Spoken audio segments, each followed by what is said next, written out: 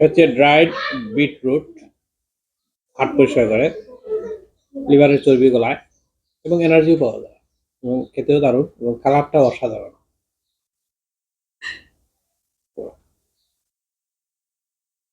আল্লাহর রহমত, আমরা মুক্তবাজার অর্থনীতি, বিটরুট বাইরে থেকে আমদানি হচ্ছে, বাংলাদেশে উৎপাদন হচ্ছে, খুবই উপকারী উপাদান আছে, হার্টের জন্য খুবই ভালো।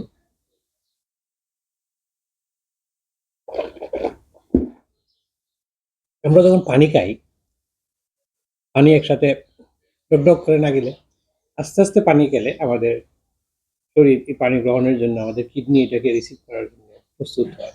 এটা কিন্তু উপকারী। পানি যখন খাবো একটু আস্তে আস্তে নীরবে খাবো, পানিটা মুখে নিয়ে একটু রাখবো,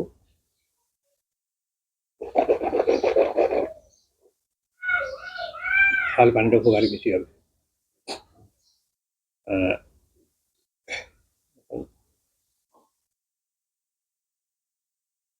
এবং আমরা জানি যে নিঃশ্বাসের সাথে কার্বন ডাইঅক্সাইড নিঃসৃত হয়। তো আমরা যখন পানি খাবো তখন যাতে শ্বাসটা পানিতে না পড়ে সেটা খেয়াল রাখবো।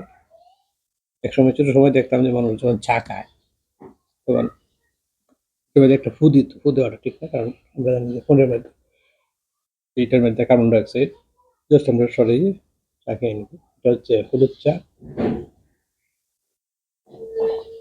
হলুদ আছে, কাঁচামরিচ, হলুদ, তারপরে তেঁতুল, আদা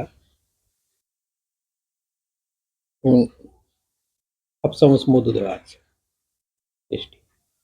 আমরা অনেকে সুগার বাড়বে বলে মধু খাই না, আসলে মধুতে যে সামান্য সুগার, এর পরিবর্তে আমরা যে সাদা ভাত খাচ্ছি, সাদা রুটি খাচ্ছি, এগুলি কিন্তু সুগার। সুগার সবজিতেও আছে, কিন্তু সবজির সুগারটা খুবই কম শর্করা। ফলের সুগারটা অবশ্য মানে ক্ষতিকারক হতে পারে।